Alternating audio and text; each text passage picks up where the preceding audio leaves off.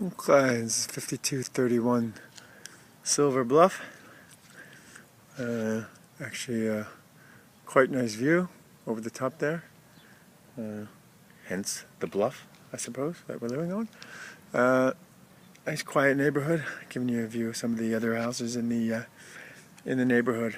And the other stuff is nicer. And I always say you want to buy the not necessarily the worst house, but buying a house that's of lower quality than the surrounding ones is going to give you better appreciation. So this is a single story. It's the first single story that we looked at, pluses and minuses to that. But usually a single story is a plus in that people can live in all one level. So there's more people that can live in there. The downside to that is usually a little bit tighter space and only 2 bathrooms as opposed to the usual 2.5. So this is a 4-2. If it's a 2-story, you'll always have an extra half bathroom. So you can see none of the landscaping is done out here. There's no grass. There's no nothing. It says in the MLS that they'll give you $2,000 for landscaping, blah, blah, blah, but that's not too important. What's also cool about this is it has a 3-car garage, so it's for a smaller house. It's got 1, 2, 3-car garage. I'll show you that when we walk in. So you walk in here, the front door. Okay.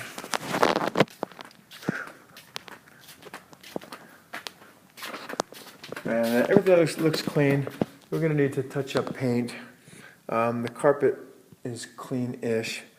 You can probably get away with this for some tenants, but we're going to need to do some touch-up paint, but not a ton to do in here.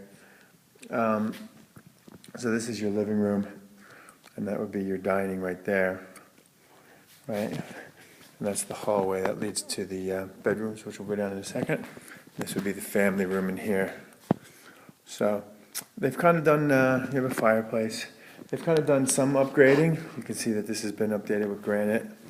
The countertop over here, as has the kitchen. So right now, they've updated the countertops on the kitchen counter. They've painted the cabinets and they've replaced the hardware, which is cool. The stove and the dishwasher are older. So again, this is nothing I don't have in some of my places, but at some point you're going to replace those, I suppose. Okay, and then this would be like your little breakfast dining in the kitchen. So the backyard, there's some semblance of a backyard. Let's look at here. Done a bit of a slope. It looks like there's some irrigation back here, but I don't know if it's working. That's all the kind of stuff that we'll have to find. But the fencing all looks new. Okay, so that fencing is pretty new. I guess that's the old part they're going to get rid of. And then again, there's no grass whatsoever, so we have to figure out what goes in here. Let's go back.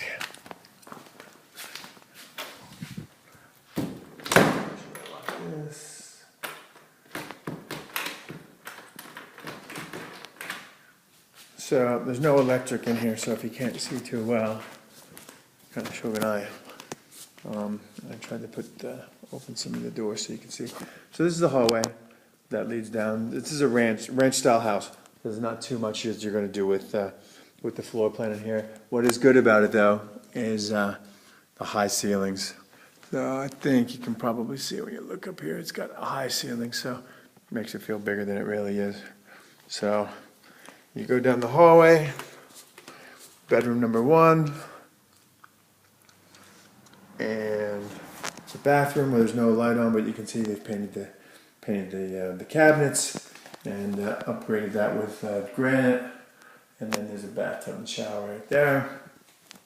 Okay, nothing out of the ordinary. This leads into the garage. Again, your laundry would be right here as you lead into the garage. Not all of these places will have a laundry inside. Some will be out in the garage. This one's actually inside. So 1, 2, 3 car garage, which actually counts for something, as opposed to a smaller 2-car garage. Especially for renters, they got lots of junks. Just locking that up. Okay. And then there's 2 bedrooms at the end here. Nothing out of the ordinary, nothing much to see. That looks like there's a problem there. I don't know if that's water or what, but come around here. Bedroom number 2, ugly color. And this is all kind of stuff that, like, the house doesn't show as great, like compared to Westwood, which we just saw.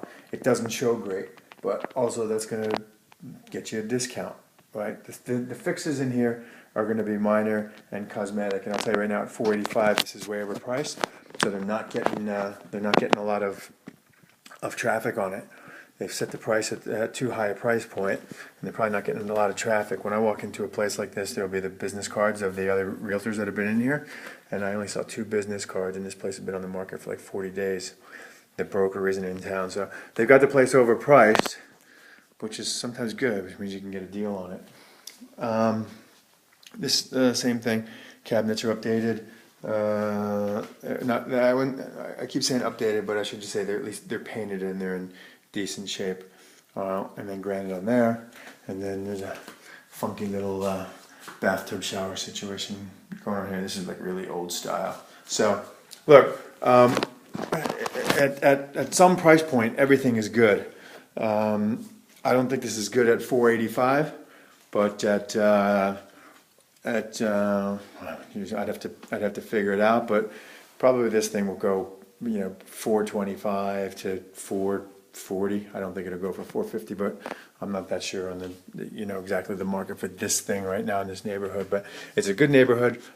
It's a smaller house surrounded by a better neighborhood, which is always good from the long-term holding perspective, because this will go up in price more than, generally speaking, will go up in price more than what the other surrounding houses will go up. Okay, so wrong price for now. It's still a good house for somebody, but probably not for you. Later.